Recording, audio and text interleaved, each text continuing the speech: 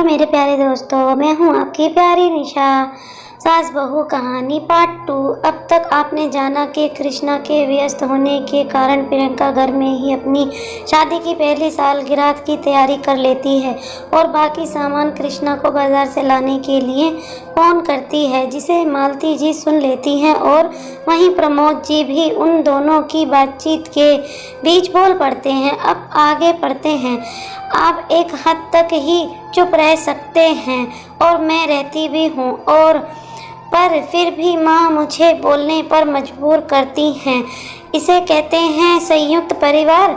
इससे अच्छा तो हमारा परिवार है, जहाँ अपने मन की बात आप बोलने से पहले ही सब समझ जाएं। मेरा मन ज़रा सा भी दुखी नहीं था, पर फिर भी पापा ने कैसे सोच लिया कि मेरा मूड खराब है, इसलिए मैं इतना बोल रही हूँ। समझ नहीं आता कि सभी को अपना बनाने के लिए मैं इससे ज़्यादा और क्या करूँ। एक माँ है, उनकी उम्मीदें मुझसे ख़त्म ही नहीं होती। टेबल सजाते सजाते प्रियंका के मन में अनेकों विचार उथल पुथल मचा रहे थे और सारे पुराने पल उसकी आंखों के आगे घूम रहे थे। प्रियंका बहुत सारे हसीन ख्वाब लेकर इस घर में आई थी, जो उसके पूरे भी हुए। कृष्णा की चाची के घर आसपास ही थे। सारे छोटे ननंद देवर उसे घेरे रहते। अपनी नई भाभी पर भी खूब लाड़ उड़ाया जाता। कृष्णा अपनी बहनों से छोटा भी था, तो वह भी उस पर अपना प्यार लुटाती। एक महीने में ही प्रियंका को ऐसा लगने लगा था मानो वह यहाँ सालों से रह रही है, पर अक्सर कई बार ऐसी बात भी हो जाती जो प्रियंका की समझ से बाहर होती। कई बार उसकी दादी सास ने उसे समझाना भी चाहा था, पर नई प्रियंका उसे ये सब संयुक्त परिवार के दाव पेच जैसे समझ नहीं आते। शुरू के कुछ हफ्ते के बाद की बात थी। एक दिन बहू निर्मला मालती जी की देवरानी को शादी में जाना है बोल रही थी कि प्रियंका बहुत अच्छे से साड़ी बांध देती है, तो तुम दोपहर में चली जाना। मालती जी ने प्रियंका से कहा था, बहू हमारी बहू कोई पार्लर वाली है क्या जो साड़ी बांधने जाएंगी? अरे अब तक जैसे पहनती आ रही थी वैसे ही चली जाएंगी।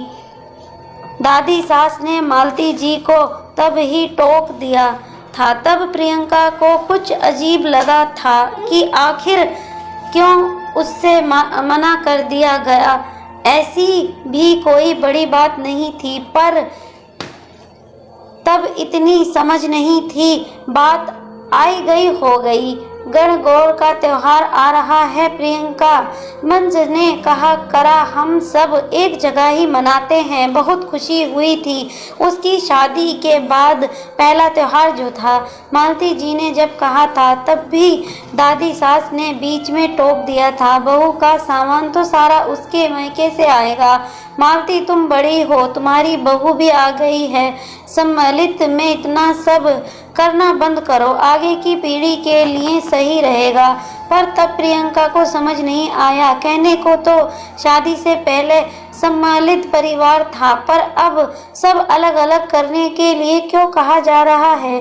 क्या किसी को उस पर भरोसा या विश्वास नहीं है? रात में एक दो बार उसने कृष्णा से पूछने की कोशिश भी की, पर उसे इसका जवाब नहीं मिलता था। पर उसे क्या समझ थी कि आगे 3-4 महीने में काम का जिम्मेदारियां का अत्यधिक बोझ उसके ऊपर ही आने वाला है। मालती जी उसके सीधे और हर बार में हाँ मिलाने का फ़ायदा उठाने वाली है। आखिर क्या, कैसे, किस तरह प्रियंका के साथ हुआ, हम अगले भाग में बताएंगे। प्यारे दोस्तों, स्टोरी थोड़ी भी अच्छी लगी हो तो प्लीज़ लाइक शेयर कमेंट ज़रूर करें। आपका लाइक मुझे मोटिवेट करता है। जितने दिल से आपके लिए स्टोरी लाती हूँ प्यारे दोस्तों, आशा करती हूँ आप भी मुझे सपोर्ट करेंगे। तब तक के लिए मेरे चैनल को सब्सक्राइब करें, बेल नोटिफिकेशन को ऑन करें। Thanks for watching. अल्लाह हाफिज़।